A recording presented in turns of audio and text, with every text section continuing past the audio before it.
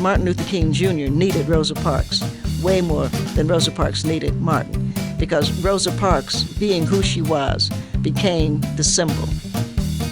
Poet and educator Nikki Giovanni today on Now I've Heard Everything. I'm Bill Thompson.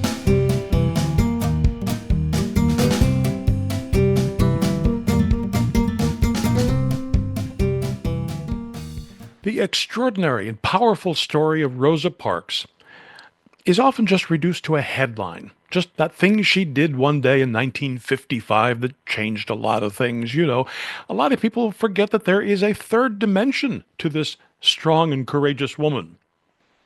It was with that in mind that the poet and educator Nikki Giovanni wrote her 2005 book called Rosa.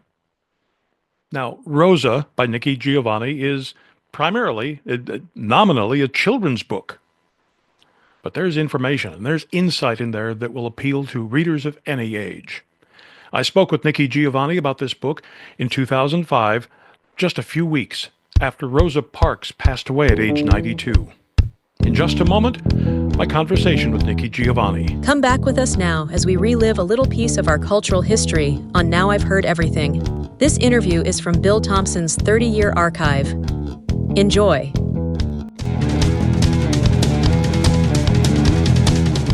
So here now, from 2005, Nikki Giovanni. What age range is your book intended for? Actually, that's been a question that comes up that needs to be addressed differently, because children's literature is actually folk literature. And we have made a construct here in the Western world, in the United States. We've made a construct that says children from third and fourth grade should read this book, but eighth grade it's too old. And we find actually that it's not true. I teach at Virginia Tech, and I read stories to my students, and they're college students. Stories still inform us. So I think actually the book is for third, fourth, fifth grade, someplace along in there. But the reality is a part of my story that I'm sharing about Rosa Parks probably hasn't been known that well. And it's for anybody that's interested in the story of a very courageous woman. Indeed, you need to be able to tell the entire story and then condense it down to its barest essentials for a book like this. Yeah, you do. Yeah. And in the process, get away all the myths, all the legends, all the misinformation, the things we thought we knew that we really didn't. I mean, a different kind of picture evolves, a truer picture in a book like this. Well, I had the pleasure of meeting Mrs. Parks about 24 years ago. And so the Rosa Parks that I knew, now Mrs. Parks, never let her hair down with me, never. We didn't hang out like that, but I knew her, and we talked. Every now and then I would call and say, how are you doing, And I think that everybody, I'm on the road myself, so I think that everybody needs to know when they hear a voice that there's a voice that doesn't want anything from them. And so I wanted to be one of those voices for Rosa Parks, and so that was kind of wonderful. But I met Mrs. Parks, and in listening to her tell her story, because any older person, Mrs. Parks is my grandmother's age, any older person tells their own story. Mm-hmm. And so a lot of really sweet things. This book could easily have been called December 1st, 1955, because what I wanted to do was to condense the woman that I had the pleasure of knowing into this day. This is not the biography, of course, of Rosa Parks. I wanted to show her as a wife and a daughter, because a lot of people didn't realize she married Raymond Parks when she was 19. She and Raymond, because Raymond was a barber and couldn't earn a living in the middle of nowhere, and he had to move into a major area, so they moved into the capital, Montgomery. But of course, Raymond was fortunate enough to get a job at Andrews Air Force Base. They ultimately were able to move into the projects. And again, now we're back to the 50s, but the projects in the 50s were a wonderful place to be. This was a step up because you got to move in, you had rent control, had an opportunity to save. The idea was you moved from bad rental into good rental in the federal, that's a federal housing situation, and you got to save your money, and then you could move on. Of course, Mrs. Parks' mother lived with them. So as we opened this book and the Rosa Parks that I wanted to share, Mrs. Parks was having a good day. Mother was getting over the flu. Raymond was picking up extra work at Andrews Air Force Base, so this is working. Now, of course, they had a car, and people, nobody ever said, how come they didn't have a car? They had a car. But Raymond cut hair at Andrews Air Force Base, which is about a 20-minute drive away. So Raymond took the car, which left Mrs. Parks to take the Cleveland Avenue bus, which is how she got to work. I'm starting her off cooking breakfast for Raymond, because that's what wives do. And I think that people didn't even think about that. And because Mother had a touch of that flu, right? Though Mother's feeling better, I also, and I didn't say that in the book, but it's there. She washed the dishes and put them away so that Mother wouldn't feel like she was obligated, right? I wanted to show that Mrs. Parks both was good at her job and enjoyed it. So I'm having her supervisor knowing that Rosa Parks will stay late. And I'm having her co-workers kind of tease her about being, like, you're just like Rumpelstiltskin. And she was like, no. Because she did. She was a woman who liked to laugh. And so I wanted to show good relations. But we also know that Mrs. Parks would never have shared her mother's condition had she not had good relations with her supervisor, who we know of necessity was white. So ultimately the supervisor says, I know your mom has been a little bit under the weather. Why don't you go home early? Supervisor is, of course, giving a concession to Mrs. Parks because she knows Mrs. Parks will stay anyway. And I have her going, now the one piece of information that I needed in terms of outside research was what was the weather on December 1st, 1955, because had it been a rainy day, it would have been a very different story. But it was a clear day, and that was the only thing outside of having the pleasure of knowing Mrs. Parks. And I have Mrs. Parks, of course, fiddling. Now, this is not a term that she would ever use, because she would, oh, baby, I don't fiddle. But, but I have her fiddling because I wanted the kids to understand. She's reaching in her pocket to find the dime because she does not want to ask the bus driver for change, because bus drivers as a group, especially in the South, so many problems occurred with the buses. I'm not saying each and every, I'm just saying most of them were not nice people. So she found her dime and she deposited it. And then the term that I wanted to use, and I had a query from my editor on this, but the term that I used was, as was the evil system, evil custom, I said. She got off and walked around. And the question was, will children understand evil? And I said, oh, yeah, children understand evil. Children laugh at children who wet their pants. Children call children four-eyed who wear glasses. Children laugh when you have a pimple on your face or your mom leaves your dad. Children can be very vicious. They understood evil. So we're keeping evil. And, of course, she walked around. Now, erroneously, it was reported that she went to the front of the bus. She never did. She was in the neutral zone. Buses under segregation were white people from front to back, black people from front to middle, black people from back to middle. And she was in the neutral zone. And she sat down next to someone. And this is going to be my next query, because you'll see that the man she's sitting down next to, who she identifies as Jimmy's dad. And the reason that and I did not ask Mrs. Parks about that one, the reason I identified him, and Jimmy was just a name. She knew she sat down to someone and she didn't remember who, but Mrs. Parks was youth leadership. And I wanted to show her community involvement. This was the quick, easy, sort of clean way to do that. But Jimmy's father is reading a newspaper that has Emmett Till in big headlines. And that's important because Emmett Till was murdered in August 31st, 1955. The trial was held 2 weeks later. J.W. Milam and Roy Bryant were found not guilty by an all-white jury, which was wrong. And by the end of September, they had sold their story to William Bradford Huey, and it was in Look magazine. And so now this is the end of September, so we've got October, November. We've got like 60 days between when Mrs. Parks took action and the horror that was Emmett Till. So these were definitely connected. And I wanted to make sure it was like Emmett stays in the story, because Emmett and the death of Emmett Till is going to inform a lot of Black America. Up until, and this is a trivia question, but up until the March on Washington in 1963, the viewing of the body of Emmett Till, 100,000 people in Chicago viewed that body. That was the biggest civil rights demonstration up until the March on Washington. So, these things were kind of, these things was important. Now, Mrs. Parks, like a lot of Black women, prides herself on her cooking. And talking to her throughout the years, she used to say things to me like, Raymond so enjoyed my meatloaf.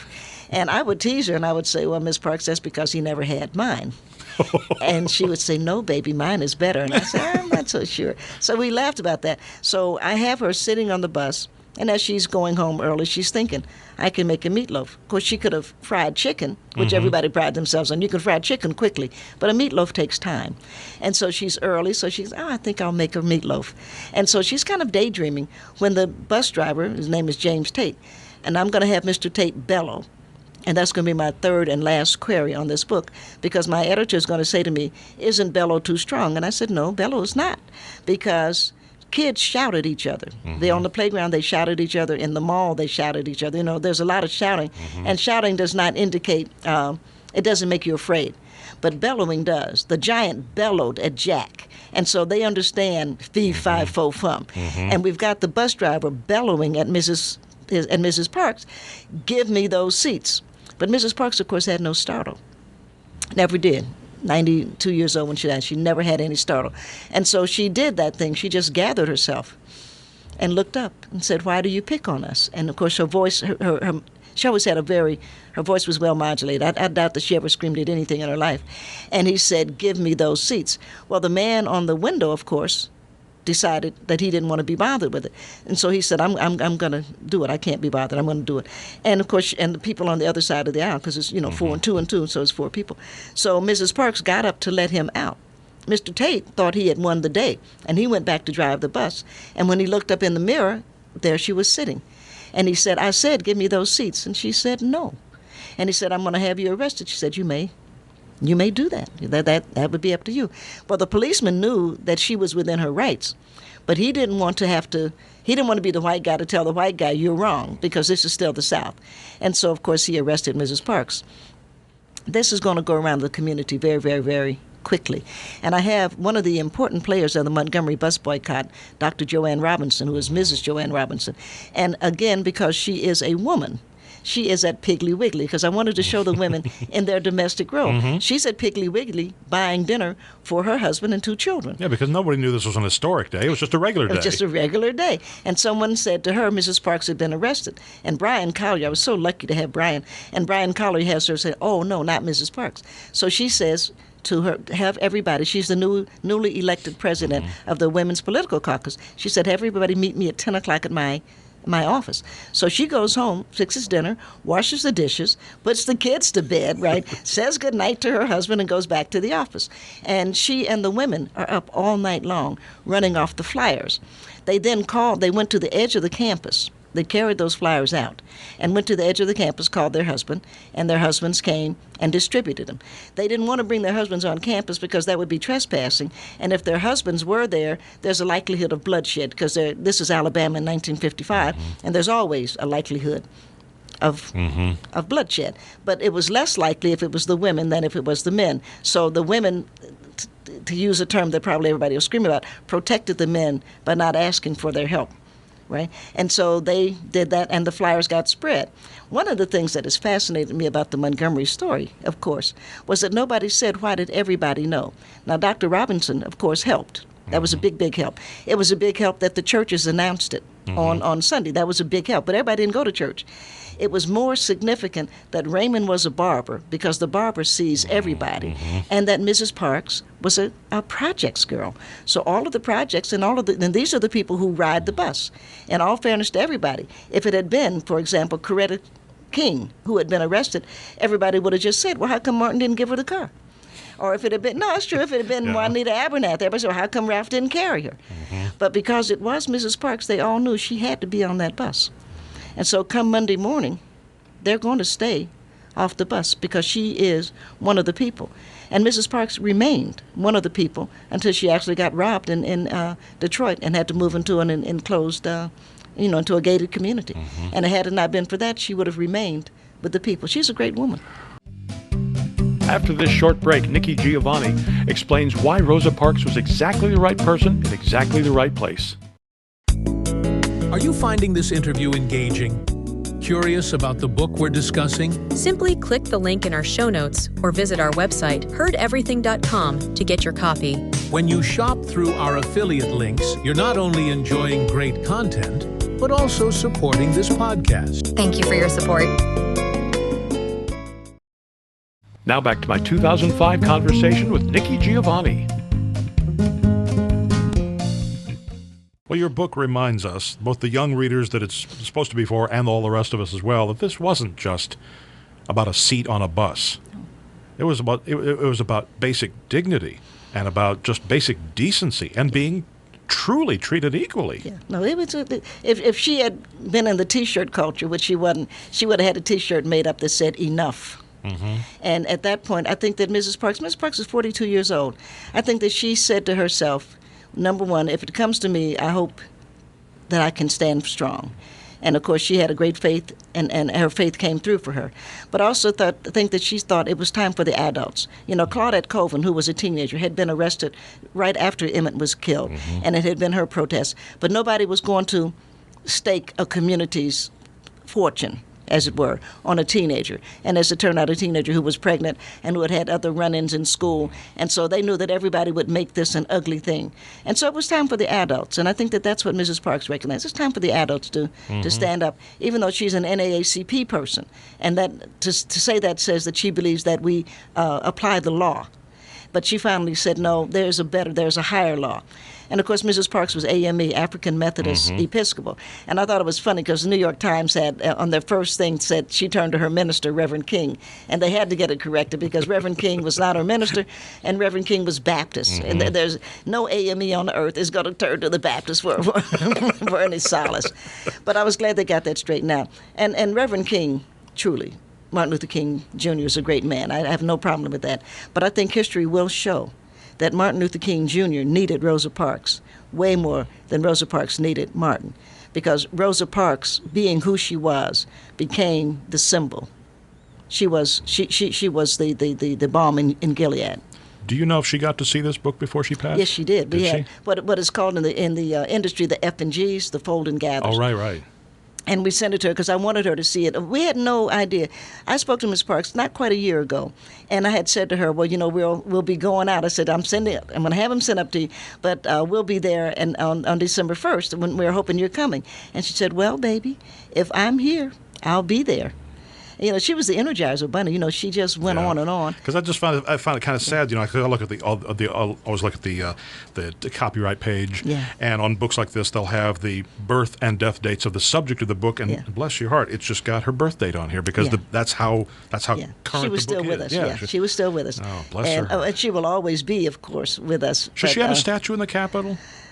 I would like to have a statue in the Capitol, but I'm a big fan of history. And I tell you, the one thing that is so meaningful to me, will I sign off on the statue? Absolutely. But the one thing that's so meaningful to me is that she lay in state. And we had 29 people previous to Mrs. Park who lay in state. They were political men, military men, and police men.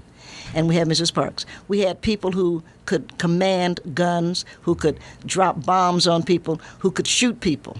And we have Mrs. Parks, who only had that quiet strength, that power of no, I will not any longer concede my humanity. And I think that Mrs. Parks in life and in death has shown us a different way. So does she deserve to be? Absolutely. A statue of Mrs. Parks? Absolutely. One of the great little museums as opposed to one of the big museums. The Smithsonian is a big museum. The Rosa Parks in Montgomery is one of the finest little museums in the country, and well deserved because she handled her fame. For 50 years, Rosa Parks was a superstar. Any misstep that she had made would have been so magnified. I was laughing something. If she went to the bathroom and left, a little tinkle on the toilet, it would have been, the Globe would have had Miss Parks doesn't know how to wipe on the, But she carried herself for 50 years under tremendous scrutiny, and people don't realize that because there are people out there, some of whom went to her funeral, who were waiting to tear her down, and she just never let that happen. She conducted herself always. Nikki Giovanni died this past December. She was 81. Now you can get your copy of Rosa by Nikki Giovanni by tapping the link in our show notes, by clicking the link in the description below if you're listening to this on YouTube, or by going to our website, heardeverything.com. We may earn an Amazon commission if you make a purchase. HeardEverything.com is where you can also catch my 1992 interview with Rosa Parks. He was very youthful, and I'm surprised that such a young person was the pastor of that church in Montgomery. And he was quite friendly, and he was very eloquent. And my 2003 conversation with Dexter Scott King. A lot of people forget how young my father was when he started this movement. I mean, what were we all doing at 26? And, here he was, leading 50,000 people in the city of Montgomery. And of course, we post new episodes of Now I've Heard Everything every Monday, Wednesday, and Friday, and you can find us everywhere you find podcasts. Thank you so much for listening. Next time on Now I've Heard Everything, America may actually be a more liberal country than many people want to admit. And the liberals are going to win the discussion for America, says the author of a 2004 book. My conversation with former Labor Secretary Robert Reich. Rather than give huge tax breaks to the rich, what we ought to do is understand that the only real, unique asset on which our future well-being depends is the education and skills, productivity, and health of our working people. That's next time on Now I've Heard Everything. I'm Bill Thompson.